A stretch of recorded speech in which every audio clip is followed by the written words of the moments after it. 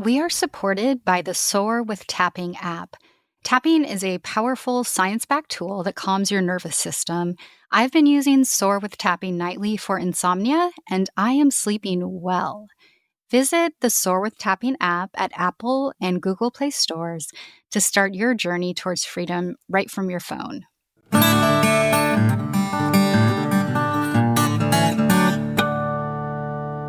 Welcome to Bipolar She. I'm your host, Janine Noel. The content of this podcast may include suicide. If you're ever in need of immediate help, please dial 988, a suicide and crisis lifeline. Today I have Crystal Flores, financial wellness expert, back on the show to talk holiday gift giving. Many of us may experience a lot of anxiety when it comes to gift giving, or understanding that it is okay to not give gifts. For me, it can stir up deep fears of rejection. But Crystal brings to the show many ideas on how you can give gifts that reflect your values. And most importantly, she reminds us that this should be fun. And now, on with the show. Good morning, Crystal. Thank you so much for coming on the show. Absolutely. It's great to be here again. So good to be here. It's good to see you. I'm excited because it's funny. It's not supposed to be an intense episode, but for those of us who maybe struggle with anxiety or other mental health issues, what we're going to talk about can actually be highly stressful and can lead, to a pretty unenjoyable holiday season if you let it get the best of you. So you are here to help me and others just find a way to make it through the holidays, do the gift giving in an anxious-free way, and also a way that, reflects core values. So I love when you talk about your core values and how that informs all parts of your life. So maybe you could remind our listeners what those are. Sure. Yeah, for me, what comes up when I start talking about my core values are thrift, creativity, and connection. So those three things are always tied up for me. So when it comes to gift giving, to your point, Janine, I always go back to those. Gift giving for me is an exercise in connection. And at the same time, though, I always hold space for the fact that in this culture, we've created a lot of expectations, really heavy expectations around gift giving. Environmental stewardship is also another core value. So when it comes to gift giving, I always start with those things: creativity, thrift, connection, and stewardship. And usually, I'll be honest, when I start, I really try to think about the person that I'm giving for and just close my eyes for a few minutes and try to step into his or her shoes and really think, like, what's meaningful for them? And then take that into a lens of, well, where does that intersect with my values? And I'll be totally honest. I mean, completely transparent. People who know me know that if I give a used gift, whether it's from a thrift store or from Facebook Marketplace, it's given out of a spirit of real love. And I recognize that doesn't work for everybody. Sometimes people go into a thrift store and they get the icks, or they really feel the energy from the person who might have used that object before. And I completely understand and totally respect that. So there are other solutions that are really budget friendly and values friendly. And so we can get into those. But you tell me in terms of, where you want to start first. I thought we would start with those less personal gifts, maybe even starting with workplace gifts and philosophy, hostess gifts, these ones that are obligations at times and perhaps don't have that much meaning attached Oh my gosh. them. Sometimes those are the hardest and those are the easiest. I'll preface this all. If you're in a position of leadership at a company or an organization or your church or your nonprofit, whatever, please take your leadership position and use it to normalize what can be a really refreshing change for people around gift giving. So the last time that I led a team in a corporate environment, we were having a meeting in early November, and I closed the meeting simply by saying, hey, everybody, we have some people who are new on the team, and I just want to remind everybody that in this office, we don't do gifts. We'll be doing a holiday luncheon together later in the month, and we will have that scheduled. And that was it. And you could see the relief wash over people's faces. So again, if you're in a leadership position and you can change that norm, go for it. But if you're not, and there is all this expectation, and the gifts don't feel super personalized, number one, I give myself complete freedom to stick to a budget of $20 or $25 or even less if that's what feels comfortable. So number one, you've got to stick to something that feels comfortable for you. That it is okay to just give a gift card. It is completely okay. And when I give a gift card, it's usually Amazon or Target. I do remember when I was working at JP Morgan, it was the norm in that office for all of the VPs and higher up to give gifts to their assistant, but for assistants not to give gifts back, which felt totally appropriate. But I would watch these VPs give their assistants, I don't know, just really big gift baskets and things like that. And I thought, if I'm in a position of relative economic privilege relative to my assistant, I'm just giving her a big fat card to Target. And she can, and with a note that says, this is a reflection of how much I value you, and I want you to go use it in whatever way feels good to you. Whether that's, she can use it for groceries, gifts, whatever she wants. So gift cards are totally okay. If it's just kind of one of those small exchanges, oh my goodness, my go-to gift for hostesses, office parties, anything that's small are Tony's Chocolonely chocolates. I don't know if you're familiar with them. Yeah. Tony's Chocolonely, I really love because they come in all different flavors. The bars are really big, but I was not aware until I started buying Tony's Chocolonely that there really is a huge labor problem and a deforestation issue with cocoa production. So Tony's Chocolonely is completely supportive of fair labor practices. They don't employ any farmers who use child labor, and they employ farmers who use regenerative agricultural practices.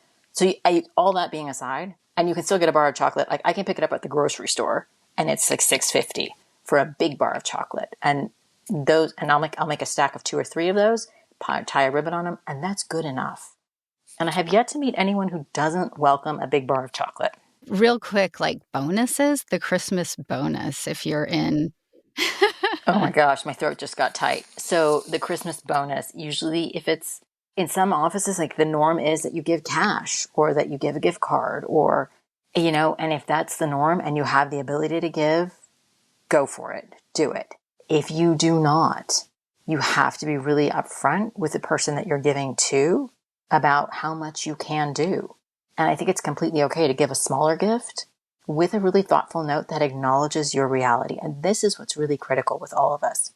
We've got to be comfortable naming what's real for us. So the note might say, Janine, I really appreciate everything you've done and how hard you worked in 2025.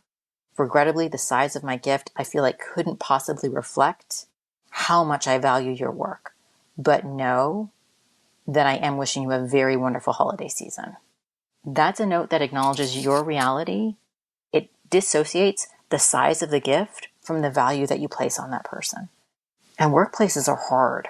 Workplaces are really hard. And you also have to remember that like in 2 months, most people aren't going to remember what they got anyway.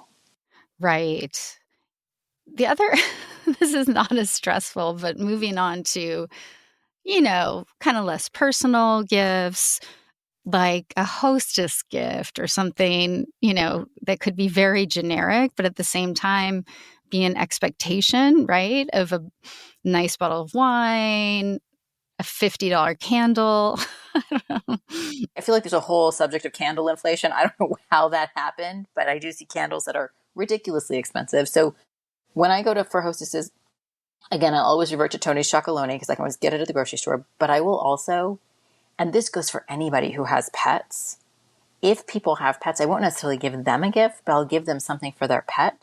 And I made homemade dog biscuits or homemade dog cookies that are really, really budget friendly. And I know I sent you a recipe, so I'm sure we'll get that posted with the episode, but something for the dog, something for the house that's really simple. It can be as simple as fresh flowers or even some fresh produce from the farmer's market. Something really small is completely okay. Absolutely. And things that are homemade, again, this goes back to my values of thrift and creativity. So I remember one year, and I don't think I mentioned this to you before, but one year I just gave candied walnuts to a friend. I looked up a recipe for candied walnuts and they were really easy. And I went with a big jar of candied walnuts and she was super happy and her family was happy and it was great. And I didn't feel most importantly, because this person was having an open house that was right around the holidays, I didn't feel that sense of, oh my goodness, my gift is less than what everyone else is bringing. That's also really important because we can show up at some of these parties and people are bringing expensive bottles of wine or enormous floral arrangements. And it's just whatever we give, it really does have to come from the heart, and it's got to be fun. It's got to be fun for the giver. Yeah, fun for the giver is a tough one. That is a tough one. It's totally tough. I have so much anxiety around gift giving, and there's even, a psychological term often for people with ADHD, which is rejection sensitive dysphoria. So you're extra sensitive to any feelings of rejection. It causes you delay, procrastination, perfectionism. And I think I have that when it comes to gift giving. Like, I just feel so vulnerable because I've always, been in a family where they can all afford to give much nicer gifts, but then I feel a responsibility that it just takes the fun out of it. It entirely just drains the joy. And I just feel I never hit it right. And like, even if I, find a nice bracelet or something from my mom at a boutique that is $100 or something, I always feel like she's like, this looks like a $25 gift. You know what I mean? So help me get into the holiday spirit, Crystal. Okay, so first acknowledge there's all these expectations around gifts, right? We talked about that at the beginning. And also there's also all of these expectations that are created in consumer culture. And marketers are very savvy. They're very well paid, and they're very, very good at what they do. So recognize that you're swimming in a media environment and in a cultural environment where the waters are heavy. So acknowledge that first. But then I'll hold that and I'll set it aside and I'll remember, hey, this is supposed to be fun. And if it's not fun, I'm going to make it fun. And however my gift lands with this person, it is absolutely not a reflection of how much I love or do not love them. And gift giving can be hard, but that's why it always goes back to, like, really put yourself in that person's shoes and ask, gosh, what would be really meaningful for him or her? So I did this recently with a friend who's one of those people who has everything, right? She lacks for nothing in terms of material goods. And she was having a birthday. And I thought, God, what on earth am I going to get her? And she knows me, so she completely understood that the gift was probably going to be thrifted, because that's what I love. So I walked into the thrift store and I gave myself an assignment. I was like, I'm going to spend 30 minutes. I'm going to go through this store, and anything that reminds me of her, I'm going to put in the cart. And that's what I did. And about 20 minutes in, I was actually starting to be fun, because I would find silly hats and scarves and all kinds of just goofy things. And I just put it in the cart. It became a game. And 20 minutes in, I went through the houseware section and I found this amazing unicorn lamp. And for her, that was perfect. Absolutely perfect. So I plugged it in. They have a tester. You can check and make sure that it works. And it was in great shape. So I put everything back and I kept the unicorn lamp. And I think the unicorn lamp was like $7.99. It was just very, very reasonably affordable. And when I gave it to her, I wrapped it all up for her birthday. And by the way, yes, I do reuse gift wrapping, because that's, for me, an environmental value. And I've never had anybody ever say, oh, this tissue paper appears to have been reused. Like, no one ever says that. But I gave her the gift, and she was so overjoyed about it. She was super happy. And I told her, and I think also if you're going to give a thrifted gift, I absolutely told her where it came from. And I was completely okay with that. And so that went over really, really well. But I think, when we're thinking about how to give well, it's really about stepping into that person's shoes. So for a single parent, I've done this once or twice before, but for a single parent, a Christmas gift that I once did was I switched cars with her for a day. I literally drove up and we emptied all the junk out of her car, stuck it in my car, left her with my car for the day. Then I took her car to go get washed. I've never met a single parent who's like, no, don't clean my car. Like, you'll never find that. That was a great Christmas gift for her, because it's not something that she would ever find the time to do. Babysitting for new parents, giving them a coupon. These people need a break. If they have a baby, they need a break. And really being willing to show up when they need that. I think that's huge. A pre-made dinner from Costco. Great. Like, also for a single parent, just saying, hey, I'm going to drop off dinner, maybe even pick up your laundry and drop it back off with a pre-made dinner. That's huge for parents who are really trying to hold it together by themselves. A batch of children's books. Kids love volume. Like that's first of all what I've learned. Kids love volume. So it's not about sometimes getting them one gift, but little kids, they love to get, they think if they get 10 things, they're so excited. And a small stack of kids' books is very, very affordable, whether they're coming from the local library sale or from a thrift store. And that's awesome. For tweens, especially for tween girls, and you got to check with parents before you do this. But I'll run to the Dollar General, which is not my favorite. Like, just buy a bunch of made in China stuff. But I'll buy them a small selection of nail polishes in all the tween colors. So the pinks, the purples, the sparkle, like all the things. And they love that. They think that's so much fun. And again, you got to check with parents before you do that. For anybody in my life who's a reader, and I have a lot of friends who are big readers, I'll give them a gift certificate to thriftbooks.com. It's used books, but they're all in really great shape. And I think right now, if you buy a $25 gift card, then you get a free book as the purchaser. So that's great. They also offer free shipping when the purchase is above $15. So for a reader, they can easily buy 3 or 4 books on a $25 gift card and buy whatever the heck they want to read. And I love that for people who are big readers. And, I'll be honest, like sometimes there are things that can be really, really simple, like a beautiful loaf of sourdough bread. Not kidding. Go to the bakery, get a beautiful loaf of bread, pair it with some peanut butter and jelly. Like I've done that before for a hostess too. Super simple, so easy. And last, but not least, I'll share this. I can actually remember 5 gifts that my husband has given me over the course of our relationship. 2 that were really quite terrible and 3 that were really wonderful. Out of the 3 that were really, really wonderful, 1 was my engagement ring. 1 was a chicken coop because he knew I wanted to have chickens. And the 3rd thing was actually a love letter. And one year his business had really been struggling. And there really was no extra money for Christmas. And he wrote me a letter, not on fancy paper. In the introduction, he named what was real for him. And he said, I don't have the money for anything extra this year. It's been a really hard year, as you know. He said, so what I want to do is write you a letter and tell you why I love you and tell you about our dreams for our future. That letter meant the world to me. I still have it. And I loved that it was a testament to the fact that at least we had a relationship where he could be vulnerable enough to name what was real for him. And that meant so much. Absolutely. I don't want to jump into granola. I forgot about my granola. Yeah, so no, go straight to granola. Okay, so the other thing that I also do, and I keep the granola stays in stock all the time. So this works for hostesses. It works for pretty much anybody because basically everybody eats, right? Like I don't know anybody who doesn't eat. But I have a homemade granola recipe, which I actually adapted from Mark Bittman's book, How to Cook Everything.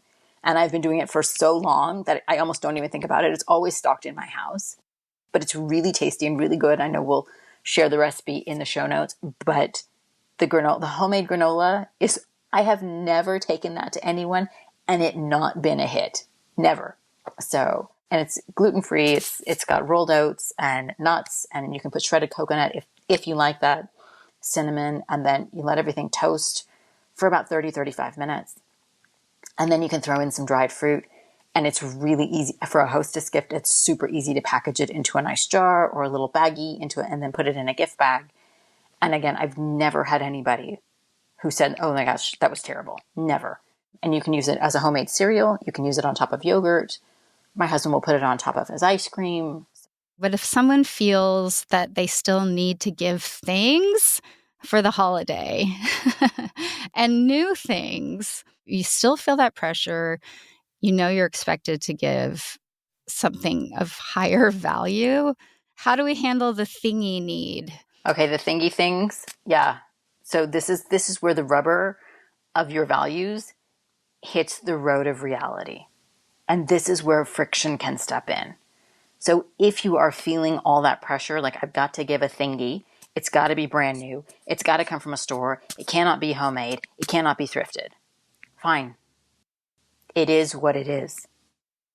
What you do though, what I think we all owe to ourselves for our own personal financial health, which I'm a huge advocate for, is I think you've got to give within your means. And yes, if that means like, okay, fine, I'm going to walk into TJ Maxx and I'm just going to buy a thing off the shelf. Fine, let it be. But let it be something that is comfortably within your means. This is also where we've got to be real, and it feels a little bit daring to be vulnerable with the people that we are giving a gift to. And if you know someone has an expectation that they're going to get a $200 gift and $25 is what's comfortable for you, then it's either got to come with a note or a verbal delivery that says something to the effect of, the size of this gift is not reflective of the size of my feelings for you. I love you so much. This is reflective of my current personal financial reality. And here's what's really hard.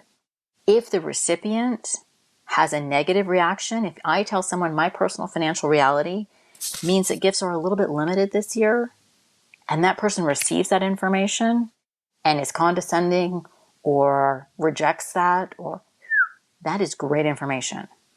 That's told me a lot about where that person probably should be in my life, which is probably not close to my inner circle, because people who are in our inner circle should hopefully be able to see us in whatever stage of life we're in whatever our circumstances are, and they should be able to love us. So this is where it can get hard, and this is where expectations and materialism and culture can really challenge us.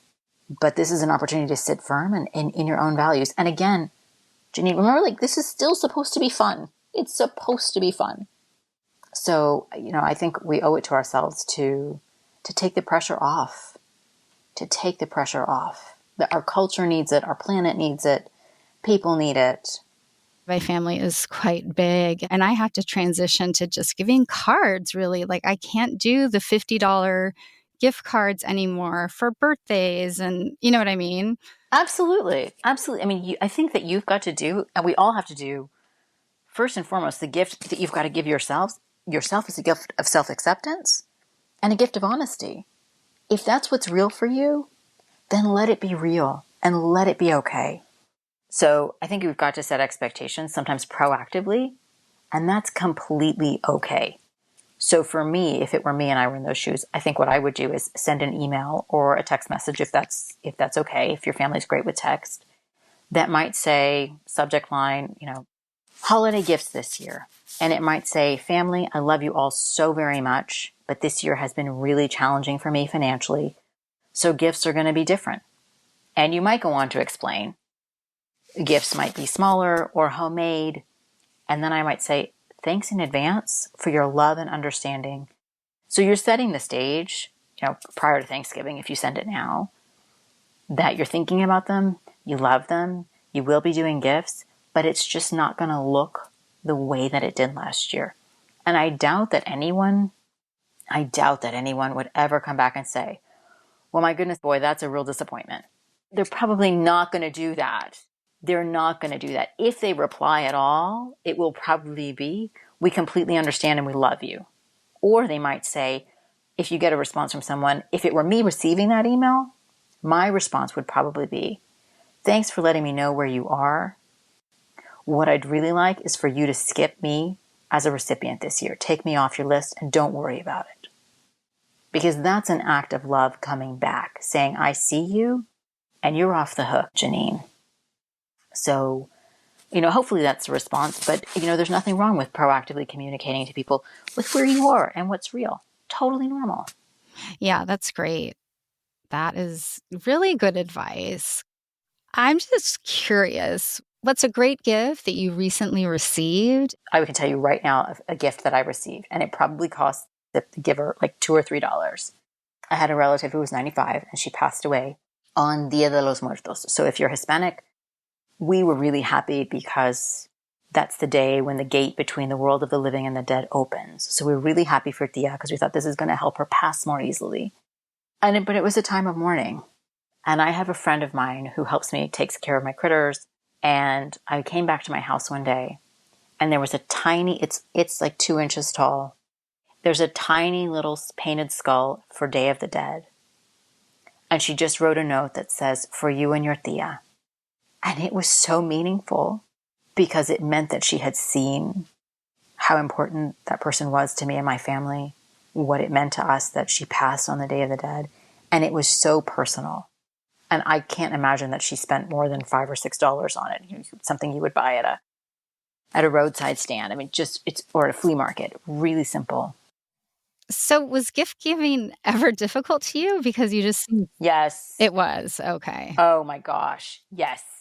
There was a period in my life, I'll be honest, when I was young, like in my late teens, early 20s, that I had a Christmas list that was, I don't know, 40 or 50. I wrote all these Christmas cards because I thought that's what you had to do, and I had to get them out, and they had to be beautiful. And first of all, I don't even do Christmas cards anymore because a long time ago I was like, this isn't any fun, so I'm not doing it. And no one has ever said to me, why didn't I get a Christmas card from you? Why? No one's ever said that.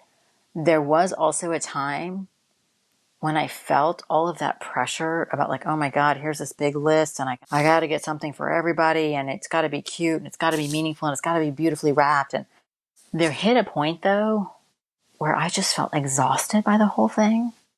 And I just said, I'm not, this isn't fun. I'm not doing this anymore. I'm not doing this. I love the scowl on your face right now. Yeah. I remember when I was little, my mom said to me when we were picking out birthday gifts, like, buy something you would like, buy something that you would think was fun.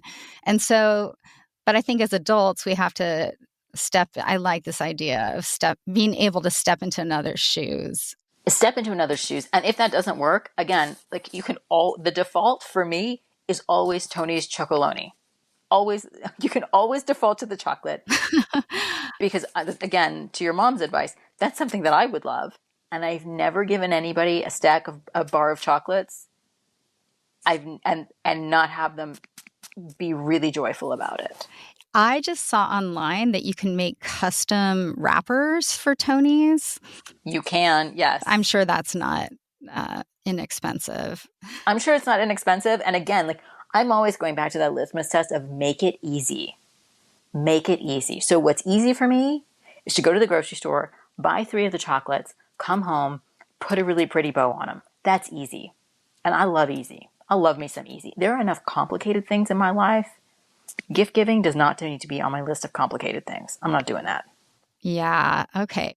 You're giving listeners permission to... It is 100% about giving yourself permission to acknowledge your reality, to make it fun for you, to make it meaningful, to make it an expression of your values, whatever those may be. Give yourself permission and make it an experiment. And you can just say, you know what, 2025 is the year of my gift giving experiment. My experiment is I'm going to give everything homemade this year, and I'm going to see how that lands.